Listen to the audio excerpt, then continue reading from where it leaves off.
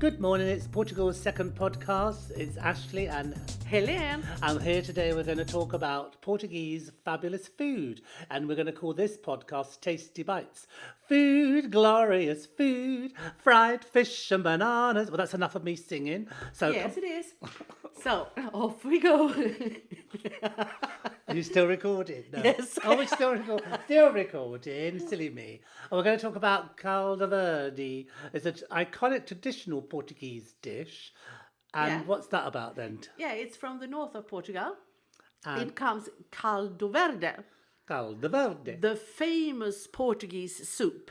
And what's in it, Helene? I'd like to know. Yes, I think you are. No, seriously. It's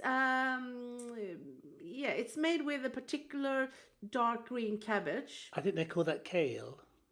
Yeah, they are. That's what we call it anyway. Yeah, and they have these amazing flavors. It's sort of combination of potato puree, slices of chorizo sausages, not for me, but for you, maybe. Not for me because I'm a vegetarian. Yeah, me well, too. But sort we of. can. We could pretend it's not in there. Yeah, we? yeah, and local Portuguese olive oil complete this delicious and hearty soup. Fabulous. And I bet that's super fabulous in the winter months. Yeah, it is, and it's not expensive at all. I think it costs like 1 hour. 1 hour. 1 hour. That's very cheap. Isn't it? No. Only 1 hour, everybody. You get a lovely bowl of soup. No, about €1 something. Yeah, and It's I've not seen it on the expensive. menus in cafes and restaurants. When you go into the supermarkets, it's often in the winter months. I've seen that one. Yeah, I haven't had it myself, but I think I've had one similar called legumes, some other green vegetable soup. your Portuguese is excellent. It is excellent, isn't it? Marveloso, I would say. I'm still learning. Don't criticise Helene. No, I will not. She's very naughty No, today. I'm not. Okay, then we will talk about the elephant in the room. The elephant in the room, the bacalhau. Yeah, What does that mean? Yeah. It's a piece. Well, when you go to the supermarket, you often see these pieces of fish, and they're all just laying around, and they're all dried. And I often thought to myself, my goodness, what do they do with those? And then suddenly I realised they rehydrate them somehow, and they make this delicious thing called bacalhau or bacalhau. Is that correct? Bacalhau? I don't know. I think so. I think that's something like that. Anyway, it's spelled Barcalhau, bacalhau, and it's very tasty. You can have all different types of dishes made from that. There's about 100 recipes on the same sort of thing.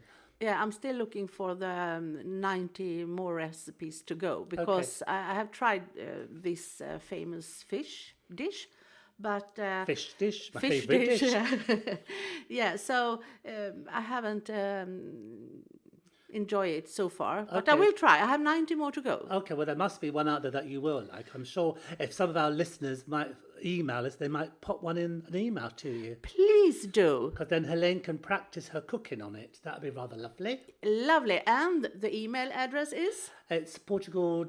What is the email again? portucool@gmail.com. I was just trying to get her to work a little harder, obviously. Of course, I know it's portugal@gmail.com, everybody. And Portugal is spelt Portucool for those people if we say it too fast. Yeah.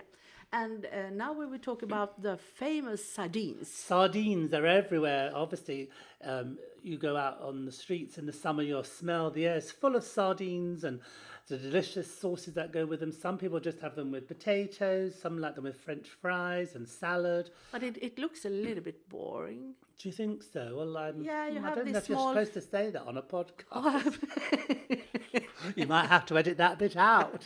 No, what I mean is, of course, it tastes delicious, and a lot of families, they will just put this small kind of barbecue outside the door. I understand what you mean. They look a little bit less inspiring because there's nothing like sauce over them, but they're very tasty once you bite into them. Yes, they are. They are. Little It's tasty bites, as the podcast suggests. It's a tasty bite. But for me, there's a little too many bones in them for me, so I'm a bit squeamish. Yeah, you But I would- do like the tins better, I have to say. When you open a tin and you've got the nice tasty ones in there. And Yeah, can you put mean the them- canned The Portuguese, canned, yeah. the canned Portuguese sardines. You can put them in a nice salad, and the oil's rather lovely. So they make a nice starter, those, actually. Yeah. So, Yeah, you can. If you are a beginner, you start with the canned. I would think so. I mean, some of the bones are a little tricksy for me, being a little bit squeamish, but they are delicious. Yeah. Well, what's next, Helene, on our hit list of gorgeous nibbly bits? Yes, then we have. We do like nibbly bits to eat. We do. We have bifanas. What's a bifana? Tell me more about a bifana. That Helene. is like the national Portuguese sandwich. And is it all about having a sandwich with different types of meat in it? It's not just one specific type of meat. I think you can have them with frango, which is chicken, and you can have them with Yeah, beef. but I think bifanas, the traditional Portuguese pork sandwich. Okay, is it a pork sandwich? Okay, well, I wouldn't be able to eat that one either, but I know my husband rather likes that Yeah, one. the same with my husband. And also, they have this marinade. A marinade, yes. Marinade, yeah. Marinade. That's And- okay, you're Swedish, darling. I'll help you.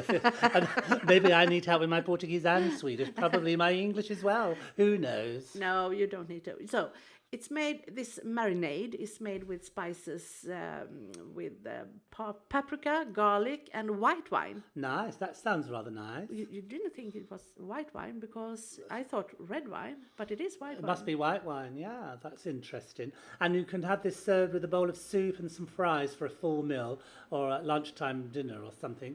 And it often comes with a nice Portuguese beer like a sangres or what's the other one that people like, the beer? Bock? Bock. Is that a Portuguese one? I'm not sure. I don't think it is. A little bit of free advertising for that one. Well, we do like the Portuguese cervejas, obviously. There is also another sandwich. There's a famous one from Porto, which is in the north of Portugal, which I haven't visited yet. I'm really looking forward to going to. Have you been to Porto, Helene? No, I haven't. Perhaps we should often go there together and do a little Portucool tour. That would be rather fun, wouldn't it? Yeah. And try out all the shops and take lots of pictures. I've seen amazing photos from Porto. I've seen lots of ones of all the street art, which I love all the street art. Yeah. And talking of street art, which is digressing, that's one of my favourite things. And every time I go to Lisbon, I often take pictures of all the street art. And when you're sitting down in the restaurants eating your lovely food, there's always something gorgeous to look at. Yeah. So maybe Porto have some of that as well. I hope so. Yeah, we can go and take a look. Oh, we digress, I feel. Let's go back to the Francesina sandwich. I don't think I pronounced that right, but anyway, it's a famous Portuguese sandwich and it comes from Porto. And what's in this sandwich? Well, if I heard something that this sandwich will make your heart sing. Really? Yeah. Not if you're a vegetarian, I don't feel. But I think it's for the meat eaters amongst us, and I'm sure there's a lot of you out there that like a nice meat sandwich. It's got ham, sausages, and steak, all in with melted cheese with an egg on top. It sounds like not for me, but I quite like the cheese and the eggy bit, but without the meat. The sandwich carbonara. It's a rather large sandwich, but I'm sure at a lunchtime, if you're really hungry, that would go down rather well. And you could have it with fries and a nice glass of wine or a beer. So it's. But I also heard Sorry, that darling. the sauce is really a hot, thick tomato and beer sauce. Wow. Well, Used to dip or flood your sandwich. Flood. Yeah, flood. Flood. That's a new one. Do you mean flood? Do you mean flood? Yes, I mean. She means flood, everybody, not flood. I'm not sure what that means in Swedish. Anyway, sounds rather fun. So you could flood your sandwich Yes, and have a tasty beer at the same time. Yeah. Sounds fab. So Okay. what's next, Helene? I think we're going to do the chicken piri piri, which we can eat. Well, I don't know if you eat chicken. No. You don't eat chicken. I eat chicken and So fish. I'm not a good person You're to. not really. I sitting could eat this one. It's a chicken piri piri, which is one of my favourites, and it's a beautiful one. It's come from the 15th, 16th century when the explorers were travelling through the coastal African places and they found lots of new spices. So that's rather good, and they call it chili piri piri. So Or African devil. Oh my God. Are you a Swedish devil? I think you might be. Yeah, might be. So, well, tell me more about Today, the this. Portuguese chicken is covered in peri peri and served with lovely French fries and small lettuce and tomato onion salad, which is very popular at lunchtime.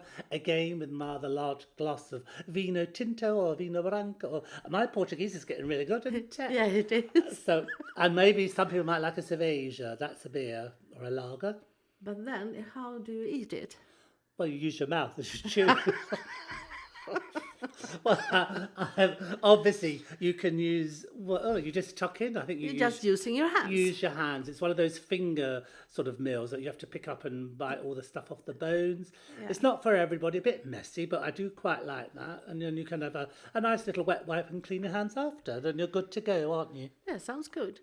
Well, Now this one's a mouth. another elephant in the room for me. Another tongue. No, I can't say that. No, You this can. lovely, amazing traditional Portuguese octopus dish called.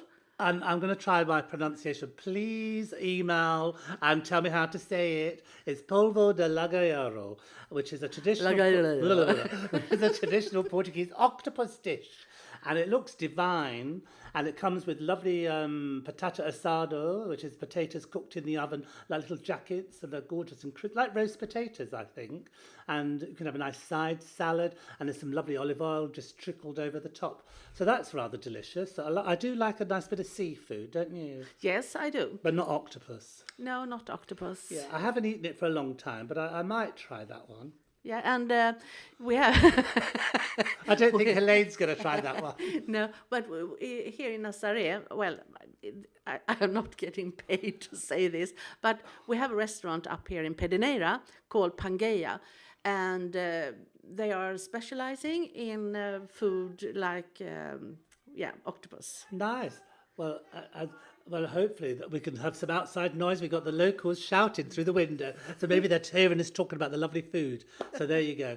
Anyway, what have we got now, Helene? The world famous porco preto. Which is an exceptional Portuguese cured ham, also again for the meat eaters amongst you. It comes with lovely vegetables and salad. And what else have you got there? Well, it's interesting because one of the most expensive cured ham in the world is jamón ibérico de bellota or something from Wow. Spain. Wow. But what people don't know is that the same pigs are found in Portugal across the border from Spain in the Alentejo region. I think that's how you say it. Yeah, so therefore we have, It's in the Avora region, I think. yeah, Avora. maybe. Yeah, so that looks really nice. I mean, making my mouth water, and I'm not even a meat eater, so we get into one we can eat, desserts, sobremesa. Oh my God, sobremesa. The most iconic Portuguese dessert is pastel de de nata, nata. which is a lovely, gorgeous, crispy custard tart, which is delicious with a coffee to go. And one of the best places to have it is in Lisbon, at this wonderful place, but I've forgotten the name. There's this lovely place in Lisbon near Belém, Yeah. and it's been going for years apparently, and that's where the tastiest pastel de natas are. But I think they're all delicious. And wherever some you get people them. like to put canela. Canela, or we call that cinnamon. Cinnamon, Canela, yeah. Canela or cinnamon is the same thing. And you just dust it over the top, and it's just delicious. I mean, they're really rather lovely. My husband adores those. I'm sure he can pack away a few of those if he's out in Lisbon, I'm sure. As can your husband. No, I love Oh, here we this. go. The Belém. It says, I just found a little bit of on my phone. I was looking. It says it's a Belém pastry shop. It started in 1837, and it was made by the monks. So that's interesting. So The monks did a lot of great stuff. They did. Wine and beer. and lots of desserts. So today the store has a Fábrica de Pastéis in Belém, and it starts at 10 o'clock in the morning. They start baking, and they're served through the visitors throughout the day. So often, if you want to go and have a look, it's up near Belém. There you are. And you can find it there. So there you go.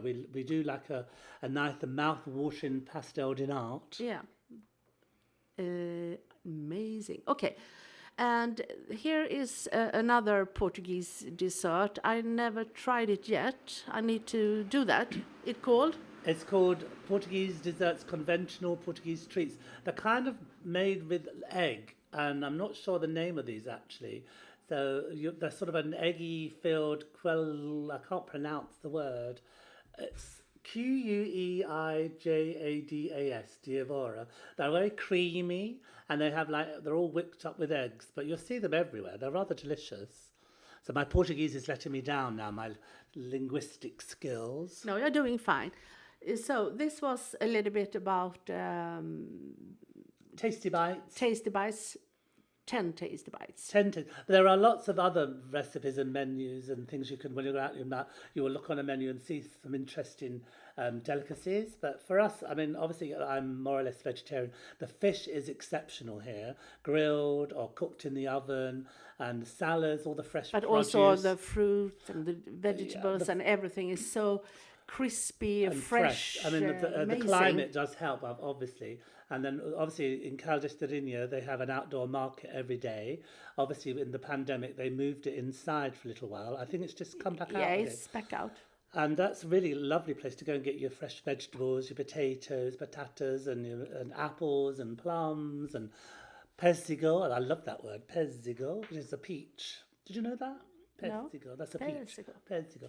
Anyway, so yes, Cardiff the Red has got a wonderful fruit and veg market for gorgeous, delicious produce. So we will just take a short break and then we will discuss wine and Will we? Will we try some? booze. Will we try some? Anyway, I hope you enjoyed the little tasty bite of music we're going to pop in between each little conversation. So see you soon. Ciao.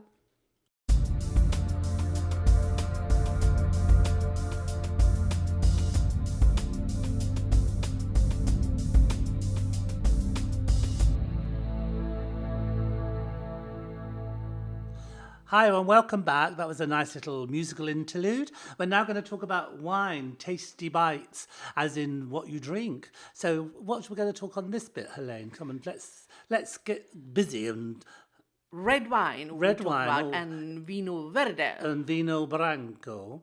and Porto port wine. from Porto. Yeah. And all rather delicious. One of my favourites, actually, is a real discovery since I've been living in Portugal, is the Vino Verde. I've never had such a thing. And I went to one restaurant a few weeks ago and they came to the table with these rather lovely little round bowls. Well, most bowls are round, obviously, but they were rather gorgeous little round bowls.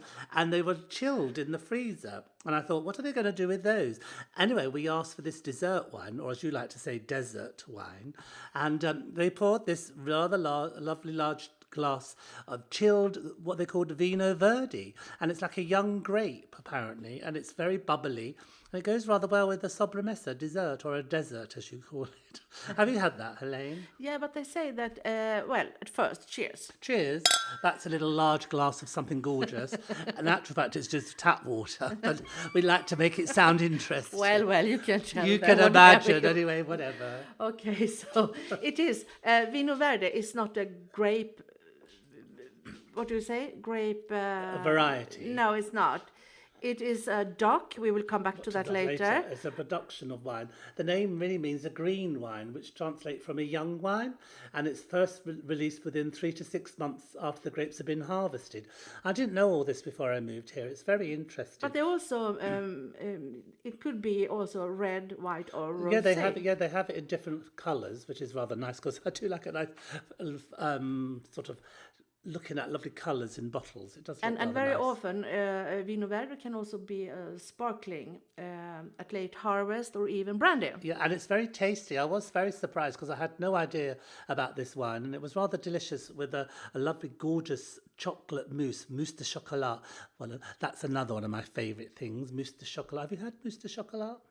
No, I don't think so. Rather delicious. It's everywhere. But I need to drink Vino Verde ice cold. Yes, it's very nice cold, and when you I have like to put ice cubes. Yes, I do that sometimes with red wine. I know maybe people go, "Oh my goodness, don't do that with red wine," but it is rather nice on a rather hot evening. So what's next, Helene, on our sort of tour through the wine regions of Portugal? Yeah. How many wine regions do you think it is? Well, I think, because I might have Googled this while we were listening to the music, and I think we came up with 13 different regions, and some of them I've never even heard of. I mean, I've heard of the Algarve, obviously, and Madeira, and Setúbal, which is next to Lisbon, and then there's the Tejo, and obviously Lisbon has its own region, Lisboa, and then one here called the Barrio Atlântico, which must be some little bit further north to us. And another one called, I'm probably going to pronounce it terribly wrong. No. But I'm going to say Dao, Yes, like cow. cow, Dao, Dao, with a little hat above the A. Yeah. and a place right at the top of Portugal, on the border almost, called Minho. No, not on the border. Is it? No, it is on the border. The border is up here. The border to the ocean. Atlantic Ocean. No, but the north of Portugal, it goes, there's the border, Spain pops in over the top. Yeah. That's what I true. meant. Okay. So she's been very pedantic there. That's the Swedish voice. Sorry, no complaints about me making a comment about the Swedish. I was a little tongue-in-cheek joke with Helene. But yeah, that was that were the regions on the west coast. So then we have on the east side, Transmontano. It's up in the Can north. you say that again? I like the sound of that one. Transmontano. Transmontano. Yeah, and Douro Valley. Valley. Well, you could say valet. That's Valet. something completely different. But Okay. that's someone that looks after your cars when you go to a restaurant. And here we have Terras de Sister, See? Beira Interior, and And Alentejo. Which is on the sort of towards Spanish border side again. Yeah, it is. I've had Alentejo wine, I've had Setúbal, and I've had wine from the Algarve. Well, I have had a lot of wine. She's had a lot, but obviously not at the moment. I was like, well, is she or is she not? There's the question. No photographs of today's session, obviously. Okay, and then we can also talk about the quality levels of Portuguese wine. Well, because there are again- 3 different kinds. Yeah, I didn't know this either because obviously I'm not a. Well, before I lived here, I didn't really know much about one. I just know how to open it with a korkenskruven. I think that's my poor Swedish. Korkenskruven, or corkscrew in English. And how do you say corkscrew, Helene? Korkskruv. There you go, that's correct. Yeah. One of those. Anyway, you pop goes the cork and out comes hopefully delicious wine. Anyway, when we've lived in Portugal after a while, you decide that so many different varieties to try. And I've been very pleasantly surprised in actual fact. But your husband is quite good with wine. He is, yes, he picks and, when he goes out to the supermercado, he often comes back with a nice bottle of vino tinto. I love when they're having these sales. You can find a wine for 15 euros and Yeah. you can buy it for 4. And also, which is a real surprise, because I don't know about Sweden, but in the United Kingdom, if you think of going to a party with a box wine, people would look and say, oh my God, it comes out of a box. But I mean, honestly, the wine here in boxes, I mean, you came the other day. Yeah, with the 10 With liters 10 or litres, I thought, something. oh my God, Helene's been brave. She's bought 10 litres of red wine in a box. And I'm thinking, oh my God, is it going to be gorgeous? It was absolutely delicioso. But the trick is, look at the alcohol level. Yeah, and also this sort of quality stamp, I suppose. helped. Yeah, the quality stamp. Have you ever heard about DOC or DOP? No, I've only heard of DOP that you go to visit if you've got something wrong with you. And well, some of us won't go there, but anyway, there you go. But they are saying that it's 31 DOCs of Portugal. And they're defined by geographical boundaries, and they hold the restrictions and varieties in the weight of the wine yield. Oh, too much wine, the wine yield. So that's interesting. And then you've got the Vino Regional, IGP. Which But here it says 14. yeah, what does that Vino mean? Regional of Portugal. Portugal. We just said 13. I know, well, Well, maybe it's 14. Maybe we lost one somewhere, but I'm sure someone will email us and correct us because we're not connoisseurs on wine. We're And just you email us at... oh, come on, I know the email, Helene. You're teasing me. Portugal.com. No. Is it not? Oh, no, it's Portugal at gmail.com. Oh, I knew there was a G in it somewhere. G for gorgeous. How could I forget that? Portugal at Gmail.com. Marveloso. Perfect. But this Vino Regional, can you tell me about that? There Well, are it's- 14 of them. There's and then- 14 large geographical areas with less restrictions on varieties and in the wine yield. So those wine connoisseurs amongst you could obviously tell me a little bit more about that because I'm still learning. Because I say we're not wine buffs. We're not educated in all the ins and outs We're of wine. self-medicated. We just know how to open the bottle with a Korkskruv. corkscrew. So yes, but we often have lovely wine at our tables. So Yeah, I'm very then impressed. you also have Vino, which is wine. Table wine. Table wine, just as, but that's what it is. That's what it says on the label, table wine. So once again, 3 different kinds of 3 different types of quality levels on the Portuguese wine, which are DOC and Vino Regional and Vino. Yeah. Table wine. It is. So, enough of that said. That's a little bit dry. I don't really like sweet wine. I like my wine to be a bit dry. So that, talked about all the different things as a little bit dry, isn't it? Let's get a bit more exciting now, Yeah, Helen. the typical Portugal wine terms. They are Vino tinto, red wine, vino branco, white wine, and quinta, wine farm. which is marvellous. So I think we've tried all of those, haven't we? And not to forget the vino branco. The vino branco. The vino branco. Okay, what is, well, we have the Douro. What is that? The Douro is a port, which is the most famous and most copied wine from Portugal. It grows in the Douro Valley, the hills along the side of the River Douro. It's all And it says also the hills along the Douro River have been worked by hand into terraced stairs, which are stepped up apparently since the time of Jesus, which is thousands of years ago. So that's impressive. And it's a World Heritage Site, UNESCO, whatever it's called. UNESCO, that's it. Well done, Helene. You are good. Thank you. And so those wines are, you get port fortified sweet wines, you get white wine and pink port, you get Tinto Douro, full-bodied red wines, and Douro Branco, which is a light-bodied white wine, apparently, which is crisp and minerally white wine with fruity flavours. So, And I have a question for you. You know, when you are in France, you drink champagne. see, And when you are in Italy, you drink Lambrusco. Prosecco. And Be careful how you yeah. say that. That's the housewife's favourite, apparently. And Prosecco. in Spain, it's cava. Cava. But what is it in Portugal? I'm Do not you know? sure, actually. Well, maybe it is Terras de Sister. Tevora de Vossa. It's sparkling wine anyway. Sparkling wines. Anyway, we like a bit of sparkling wine, don't we? When we're celebrating something. And good. also the monks.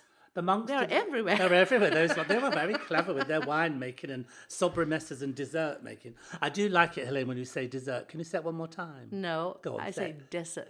Desert. I do love a nice desert. Hot and sandy. We like a nice hot sandy desert, don't we?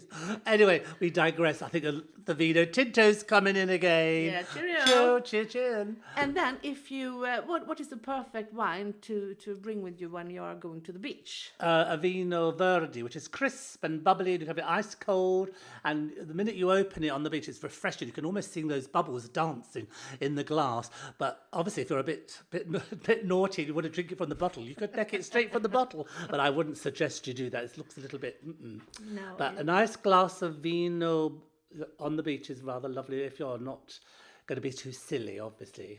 But did you know that, how do you say, Alentejo? Alentejo. Alentejo. Yeah, the wine from Alentejo. It's strangely very similar or even familiar to some Californian wine, apparently. Yeah, Have you not thought that when you've tasted it? I haven't, yeah, Or maybe. Have you not tasted it? Yes, I have.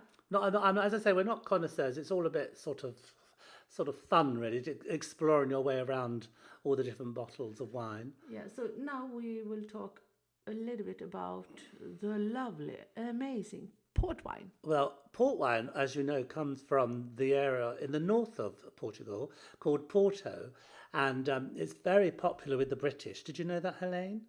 No. I think there's quite a few British people up there with vineyards and things that have been going for many years, apparently. I did look on my phone earlier. And yes, so port wine's often served with desserts, isn't it? It's quite sweet. Do you not think it's a little sweet? Yeah, no, you can also buy dry port wine. Can you? Yeah, you can. So yesterday I made this amazing, we call it a stew with... Well, you could call it a stew. I don't know what it was. But Yeah.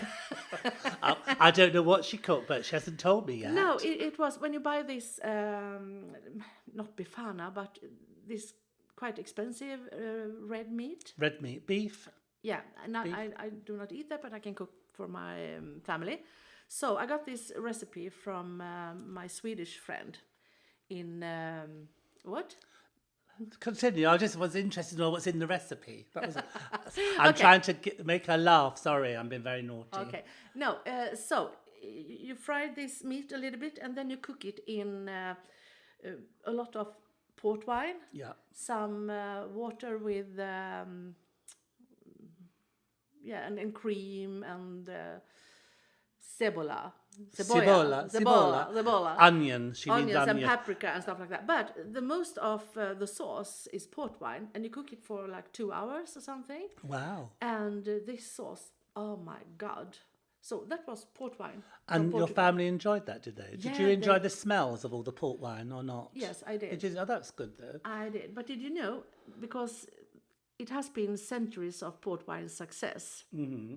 So they are producing it outside Portugal now. Oh my goodness, they're also doing it in Argentina now, Australia, Canada, France, India, South Africa, Spain, and United States. So that's quite amazing. And that it's under the European Union protected designation of origin. So obviously they've got some control over the standards and quality. Yeah, they need to follow some guidelines. I think it's time for another little cheeky glass of you know what. Ready? Wait. And we will take a short break. And when we are back, we will talk a little bit about booze. Booze? Well, we do. It sounds terrible. I mean, hold on, clink. Sounds, but a nice bit of booze, darling. See you later. Enjoy the music interlude. Ciao.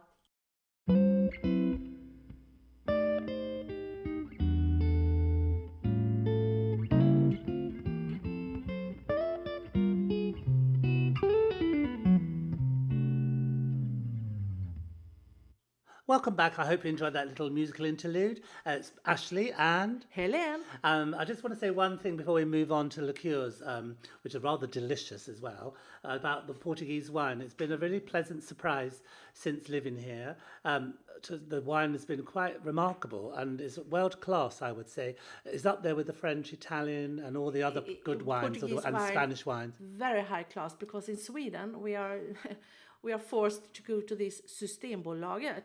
It's a special kind of license shop for alcohol. Like an off license. Sort of thing. Yeah, so it's so stupid. But anyway, you find wine from US and France and Italy, blah, blah, blah. All the usual suspects. Yeah, but the Portuguese wine bottles, there are just maybe 10 different kind of wines you can buy. Sorry to interrupt there, Len. Yeah, the same in the United Kingdom. I mean, you go around the supermarket or an off license, and you hardly ever see a Portuguese wine. It's quite rare. And once we were in Scotland, not far from Edinburgh, and there was this outdoor Christmas market, and they were selling produce from around the world. And we, to our sheer delight, we found some beautiful Portuguese wine, and it was so expensive in the United Kingdom. Yeah, same in Sweden. When you do find it, because it's quite a rarity. But I just want to say, and Helene agrees with us, that Portuguese wine is world class.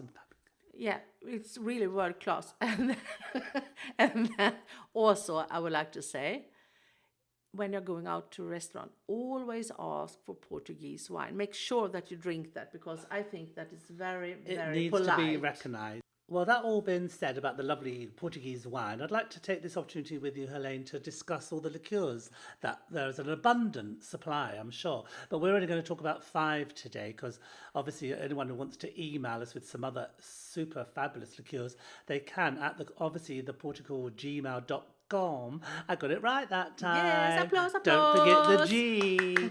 Anyway, so I'm going to start with Ginginha. I think I pronounced it right, Ginginha. It's kind of a liqueur that you find It's a sherry. It was a cherry liqueur, yeah. And it's in this wonderful place I was at when we first came called Obidos. It's not far from us. It's this medieval castle. I go quite often, but obviously at the moment with the pandemic, It's a lovely place. Oh, it's amazing. Yeah. Well, obviously at the moment with the pandemic, I haven't been there, but I'm hoping to go soon. But you'll find when you walk through all the lovely cobbled streets and with the atmosphere, there's little shops selling ginginha and a little piece of chocolate you have with it. Yeah, no, you drink it in a small chocolate cup. Yes, and some of them And are then dark you eat it chocolate. afterwards. Yeah, of course, it's a double whammy of delicious gorgeousness in your mouth. So yes, it's either dark chocolate, white chocolate, or milk chocolate. And I think I prefer it with the dark chocolate. Yeah, me and as too. you say, it's like a burst of flavours in your mouth. It's, I always have a bottle at home, because sometimes you want something sweet after the dinner. Yeah. And a small glass of small, duh. Duh. And does she have it with a piece of chocolate? I want to know. We can never have. I can't eat it without the chocolate now, I'm afraid. No, but we love this Ginginha. And I think I pronounced it. It's made of cherry, as lovely Helene said, which is called cerveja. Not cerveja, that's beer. Cereja. Yeah. Cereja. Sorry, do apologise about my Portuguese. cereja cherries. Okay, then we have this other called. Madrogno. I never had that. I think. Well, I don't think I've had that one. It's kind of like a fruity brandy distilled with Madrogno berries, which grow wild throughout the Algarve region, apparently.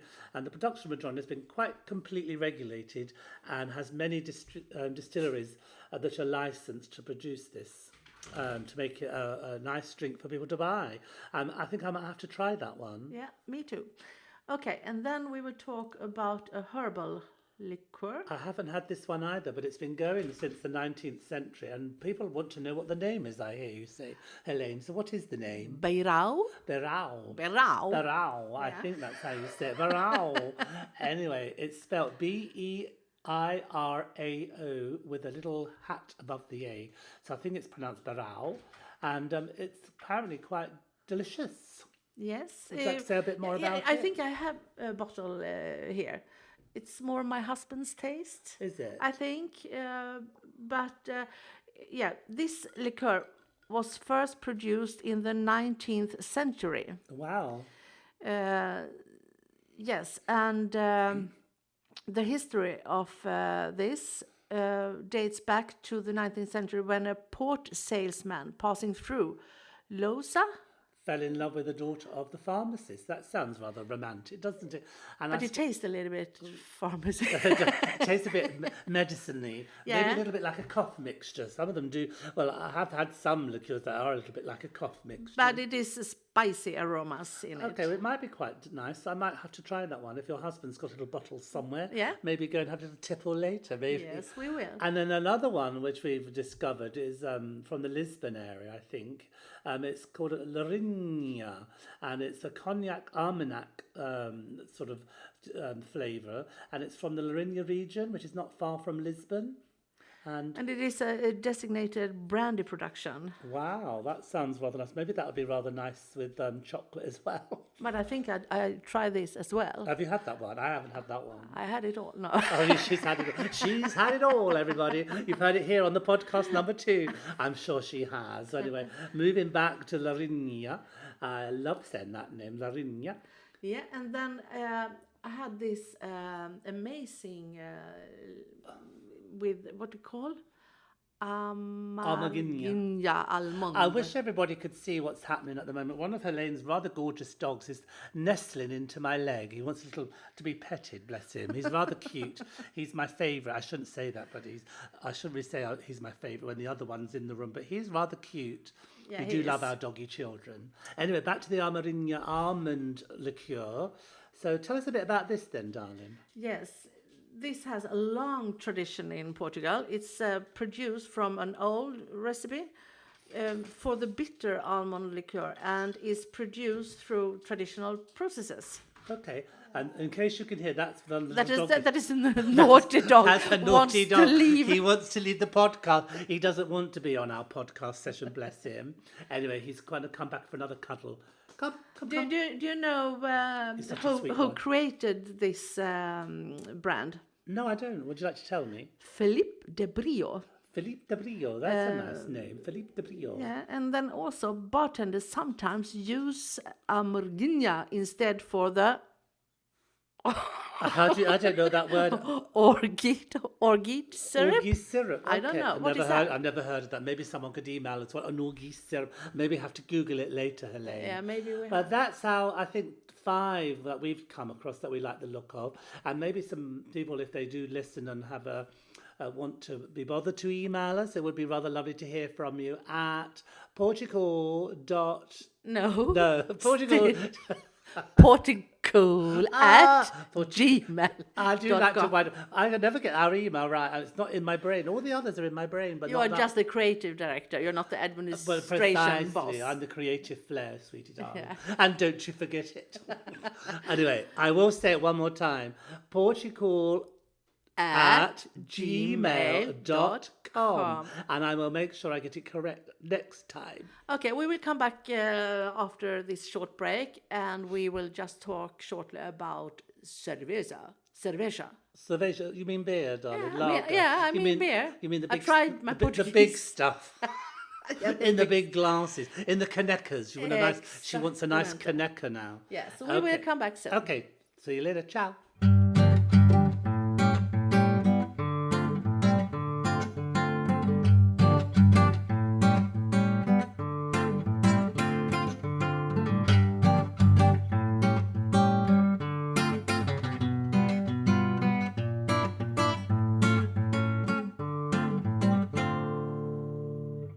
Welcome back after that small musical interlude. It's Ashley, and Helene. now we're going to talk about beer.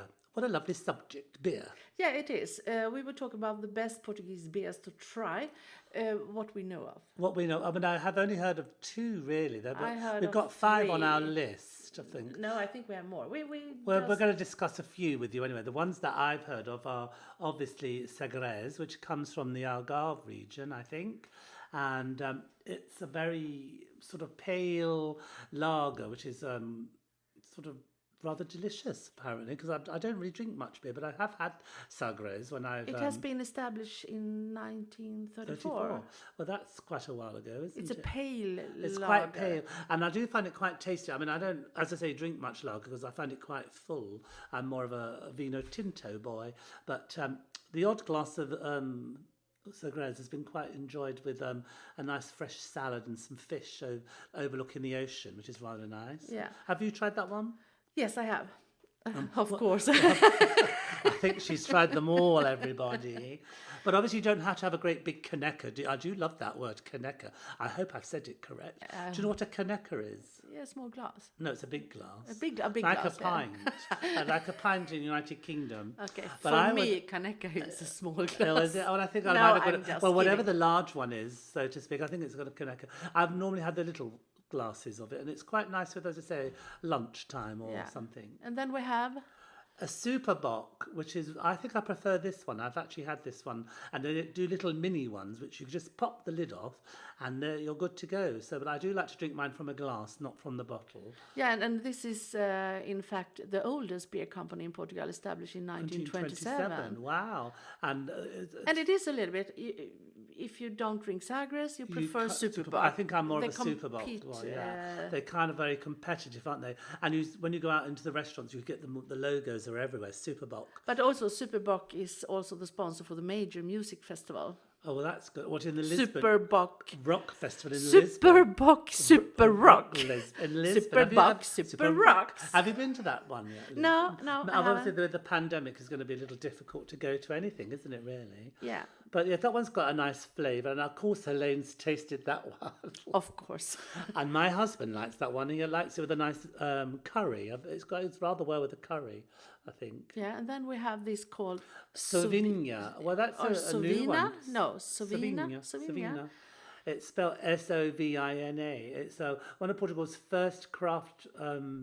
Beers. It was introduced in Porto in the north and has found itself into many major cities, including Lisbon. But as I say, it's a new one to me. I might have to look this one up in the supermarket. Sauvignon is made purely with water, yeast, malt and hops.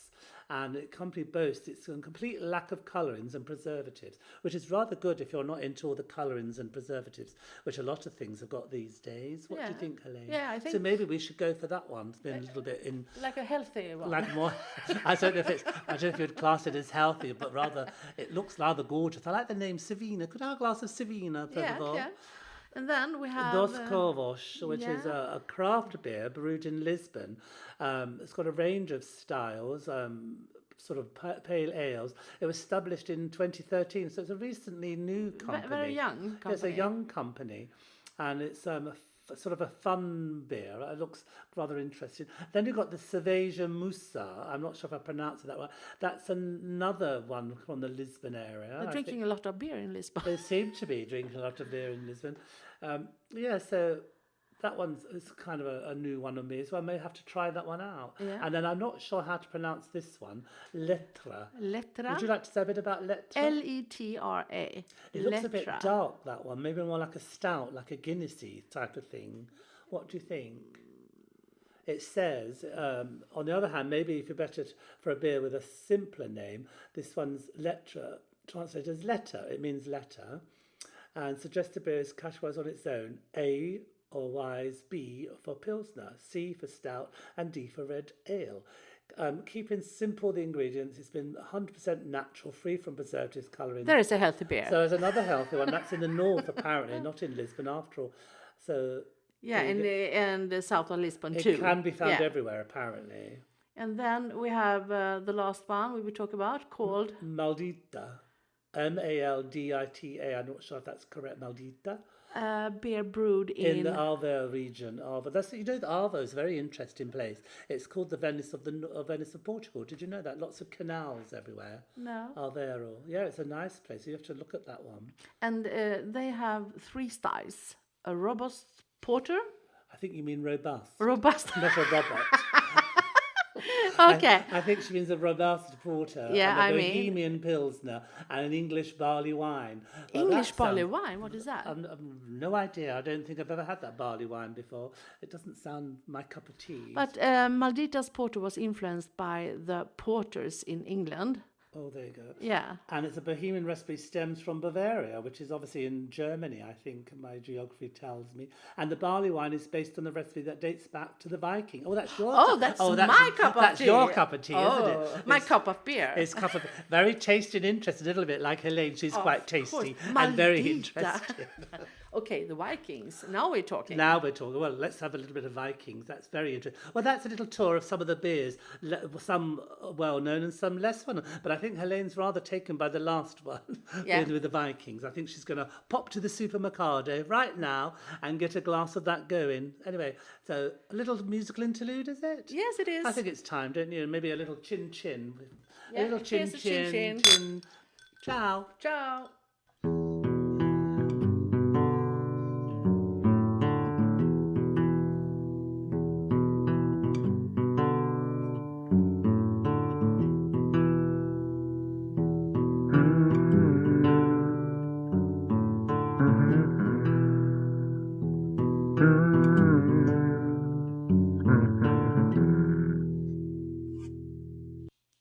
Welcome back. It's Ashley and Helene. And today's podcast was called Tasty Bites from Portugal. We hope you all enjoyed it. We just love, love, love. What do we love, Helene? Portugal. And what do we love in Portugal? Everything. Was that the food, the wine? I think she's tried most of the wine during this session.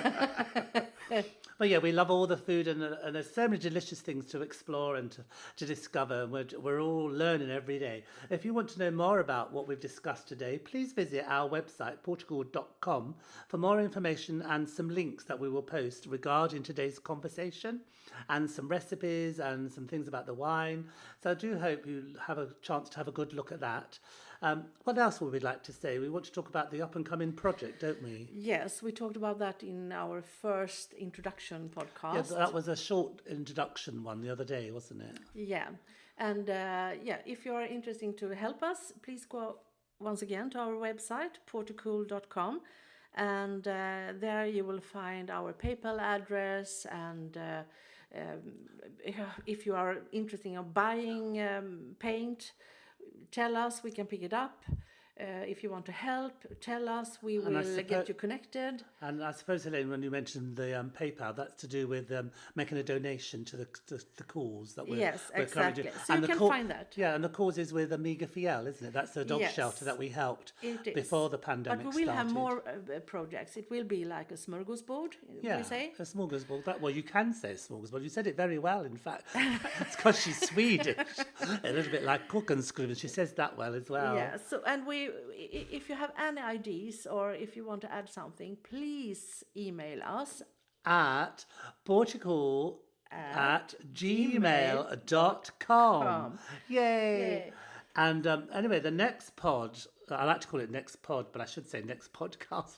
The next podcast is going to be about autumn, and we're calling that one Autumn Leaves, and that's really what to do in the autumn time, things to enjoy, the harvest, the weather, anything to do with harvest and autumn time, really. Yeah, and what I like here in Portugal and also in other countries, of course, it is that you cook from the harvest. Yes, and there's so many things being gathered in as we speak, like pears, apples, pumpkins. Have you seen those really enormous sort of a green marrow. I've never seen anything quite so enormous. It looks so fun. And they look like little alien pods, don't Yeah. they? I mean, when I first arrived in Portugal, oh my goodness, what's that? The aliens have landed. But no, there they are. The farmers are out with their tractors collecting them all in. I've got no idea what they are. Maybe someone could email us again at that address I always forget, which is portucool@gmail.com. I would love to know what those enormous, great big things are. Anyway, that's going to be a little snippet into the podcast next. And thank you so much for listening today. Because without you, we would just be Ashley. and Helene, And with you, we are Portucool. Ciao. Bye.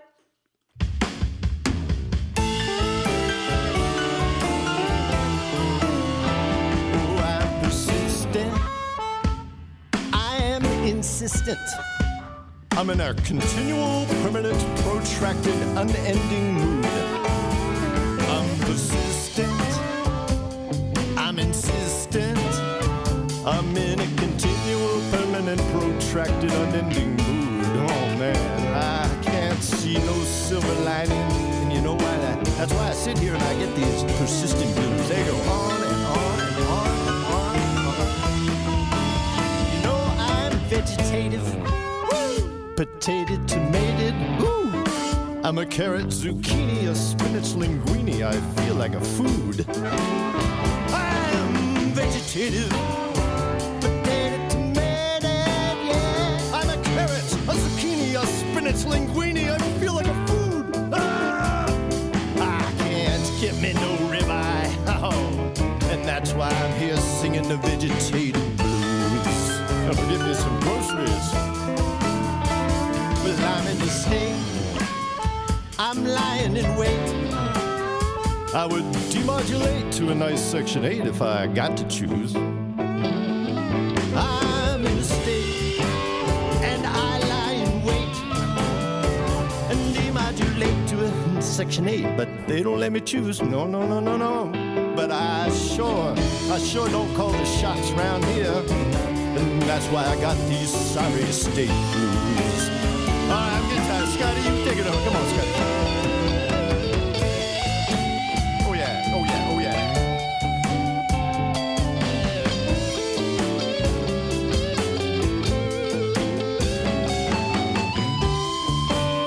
Oh, put it on 12, man. Put it on 12.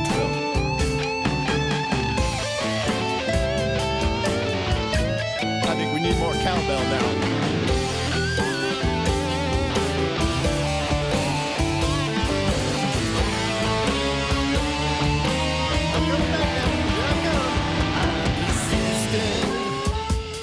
Vegetative, and I'm in a state nearing the end of a mighty long fuse. No, I am persistent, vegetative, and I'm in a state nearing the end of a mighty long fuse.